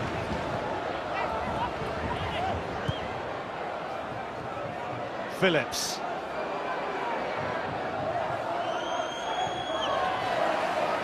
This is Greening. Well, we were talking to Steve Cottrell before the game and talking about the topsy-turvy match earlier in the season against Preston when they were 2-1 down with about 10 minutes to go and came back to win it 3-2. He said, I'm not sure I want to go through the mill like that again, but his side have come from 2-0 down here to lead West Bromwich Albion by 3 goals to 2. They're 3 minutes away from a famous win, but they have Kumas to contend with. They have Kira on the charge. Kumas has stayed down. This is Chaplow, the former Burnley man, wouldn't stick with him.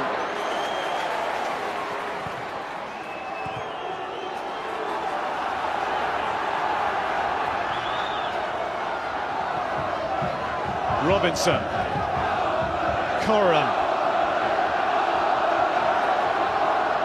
Can the Baggies steal something from nothing? Kumas has to look on as Chaplow puts it behind. He looks a beaten man, doesn't he? So he's got to go into work tomorrow. He's got to go in with a face beaming, he's got to be smiling, he's got to pick his boys up, and he's got to get them going again. It's not all over this season. It's a poor result tonight, no doubt about that, but who'd have thought the way the events have gone against them, and I do think it has gone against them tonight. I think the sending off was unfair actually on McShane, and that's changed the game for me. But when things start going against you, it's very hard to turn the tide, but as a manager you have to pick your players up, and the work starts tomorrow for me. McVeigh.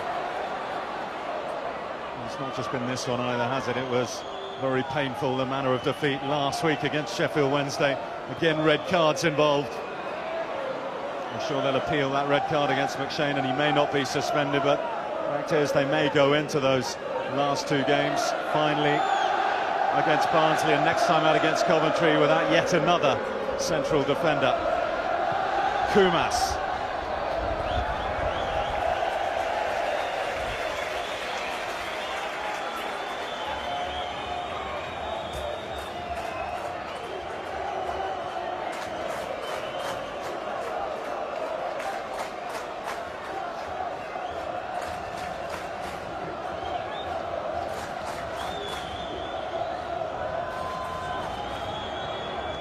Gray. It's on by McCann.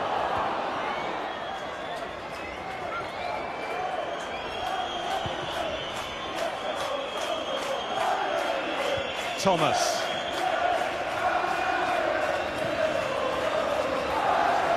A look at the watch from the referee, who certainly played a pivotal role tonight. Albrechtsen. West Bromwich Albion are beaten for the 6th times in 9 games. Just 2 to go and they make up no ground at all in the extraordinary race for the Premiership. All this after they went 2-0 up in the first 10 minutes of the game, but 2 goals from Andy Gray as he continues his goal-scoring purple patch and return to form. And a winner right at the death from the teenager Chris McCann. Long faces for West Bromwich Albion, and may well there be. Despite an expertly taken goal from Jason Kumas, followed 70 seconds later by one from Nathan Ellington, they couldn't hold on. The red card for Paul McShane may have been unfortunate, but it all led to a massively disappointing night in Lancashire for the men from the West Midlands.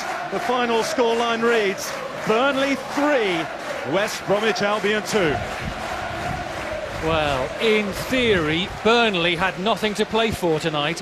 What a performance from them. And their manager, Steve Cottrell. Outstanding.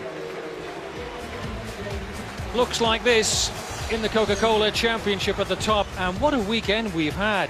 Sunderland have lost, Preston have lost, West Bromwich Albion have lost, and Wolves have lost all this weekend. And Wolves are just behind West Bromwich Albion in the table still, both on 70 points. All the way down to Sheffield Wednesday, very much still interested. Burnley up a place today to 15. 5 wins in 6 games for them, 57 points, same as Norwich, better goal difference.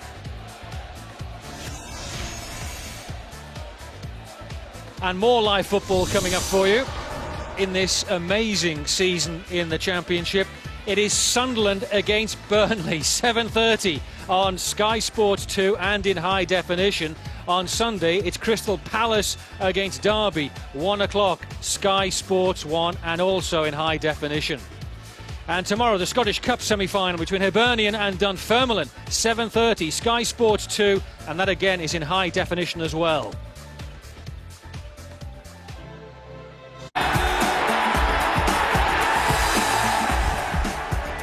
Burnley have come from 2 goals down to beat West Bromwich Albion 3-2. Andy Gray getting 2 of the goals, and then Chris McCann the winner. Andy Gray is the man of the match. He's alongside Chris McCann, and they're both with Bryn Law.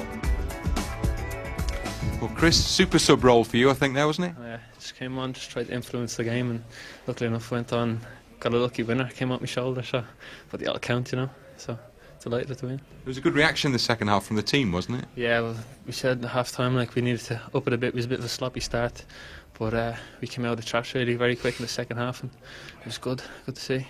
Well, you got the winning goal, but the contribution before that, the 2-goal contribution before that was from Andy Gray. Andy, pleased with your work this evening? Obviously, yeah, it's nice to get a win and 2 goals, yeah. The second goal, definitely yours? Yeah, I think so, yeah, well, definitely, yeah. Got a touch and that's all that counts. Now, you didn't have a lot, perhaps, at stake to motivate you tonight, but you did a good job, didn't you? You did everything that was asked of you. I think so, yeah. I mean, there's teams in the league that, you know, we've been watching the game interestingly tonight. We had to put in a performance for all them and ourselves as well, really. You know, we've won our last 4 home games, I think, and we want to carry on now to the end of the season. At half-time, I'm sure there was concern about your teammate, wasn't there? Yeah, it was a terrible injury. I was quite close to him, and fortunately, I think he's regained consciousness and he's gone to hospital. So hopefully, he's all right. Unlucky red card in the circumstances. I don't know really. All I saw really was he took a lot with him. I know that, and he was in a bad way. But luckily, he's all right, I think.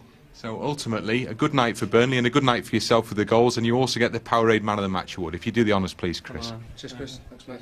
Thank you. Cheers, thanks a lot. Well done. Cheers, man. Burnley certainly have done their job for the rest of the teams. 10 clubs still trying to get a bite of the golden apple, and that hasn't changed this evening either. Fantastic performance by Burnley. West Bromwich Albion have some questions to answer, Don, don't they, really, this evening? We'll go through it, and what a start they made, though. 2 goals up very early on after 8 minutes. Well, they were showing all the qualities of a top team, weren't they? They stamped their authority on the game right from the kick-off, and the first 8 minutes, it was almost game over.